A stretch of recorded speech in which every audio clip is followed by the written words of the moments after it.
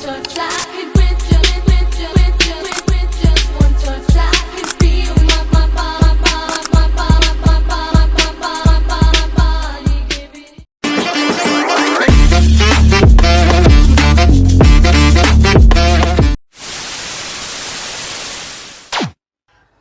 Halo semuanya, di video ini saya akan menjawab 3 pertanyaan tentang perilaku konsumen yang sering terjadi dalam kehidupan sehari-hari.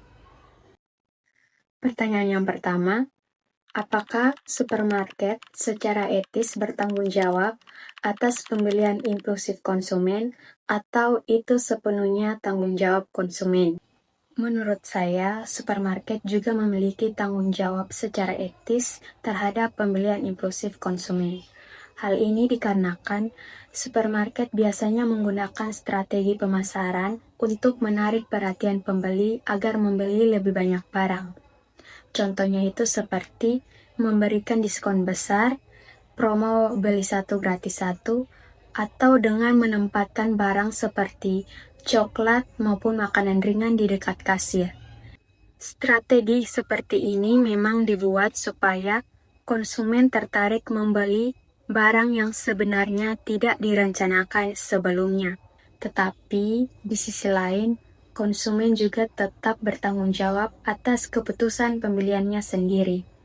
Konsumen harus bisa mengontrol diri dan membedakan mana keinginan dan mana kebutuhan.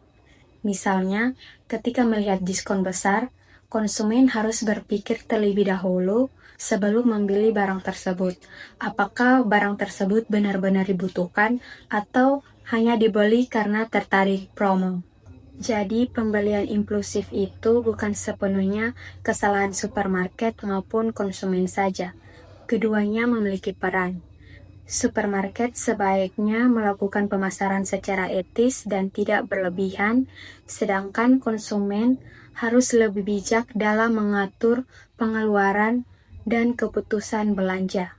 Pertanyaan yang kedua, mana yang lebih berbahaya antara telemarketing yang agresif atau infomersial yang melebih-lebihkan klaim? Menurut saya, telemarketing yang agresif lebih berbahaya. Karena telemarketing agresif biasanya dilakukan secara langsung melalui telepon atau pesan dan seringkali membuat konsumen merasa tertekan untuk membeli produk. Misalnya, penjual terus berbicara tanpa memberi kesempatan kepada konsumen untuk berpikir atau membuat konsumen merasa tidak enak jika menolak tawaran tersebut. Cara seperti ini bisa memengaruhi emosi dan keputusan seseorang dengan cepat. Apalagi jika yang dihubungi adalah orang tua atau orang yang mudah percaya, mereka bisa saja membeli produk tanpa benar-benar memahami manfaat atau risikonya. Sedangkan infomersial yang melebih-lebihkan klaim memang juga berbahaya karena bisa menyesatkan konsumen. Contohnya, iklan yang mengatakan sebuah produk bisa memberikan hasil instan atau terlalu sempurna.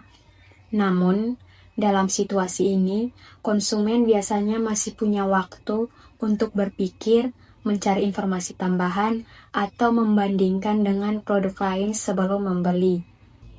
Karena itu, menurut saya, telemarketing agresif lebih berbahaya karena ada tekanan langsung kepada konsumen sehingga keputusan pembelian sering dilakukan secara terburu-buru dan emosional. Pertanyaan ketiga, bisakah pembelian terencana sepenuhnya seperti yang dilakukan Rina tetap menghasilkan ketidakpuasan? Kapan hal itu bisa terjadi? Jawabannya bisa. Walaupun pembelian sudah direncanakan dengan baik, konsumen tetap bisa merasa tidak puas setelah membeli produk tersebut. Ketidakpuasan biasanya terjadi ketika produk yang dibeli tidak sesuai dengan harapan. Contohnya, Rina sudah mencari informasi tentang sebuah produk, menabung, lalu membeli produk tersebut. Tetapi setelah digunakan, ternyata kualitasnya tidak sebagus yang dibayangkan, fiturnya kurang lengkap, atau produk cepat rusak. Hal seperti itu bisa membuat konsumen kecewa.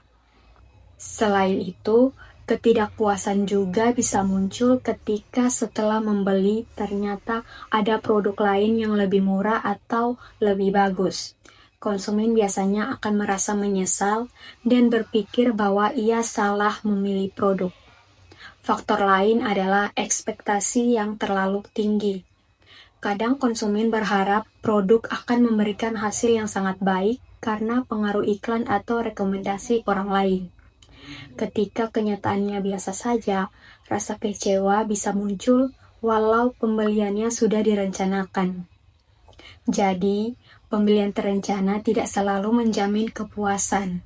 Kepuasan konsumen sangat dipengaruhi oleh kesesuaian antara harapan sebelum membeli dengan pengalaman setelah menggunakan produk tersebut.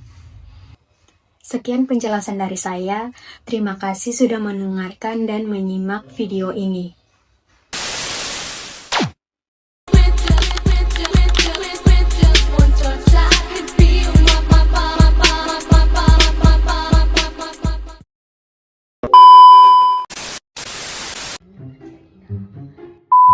Halo semuanya, dalam kehidupan sehari-hari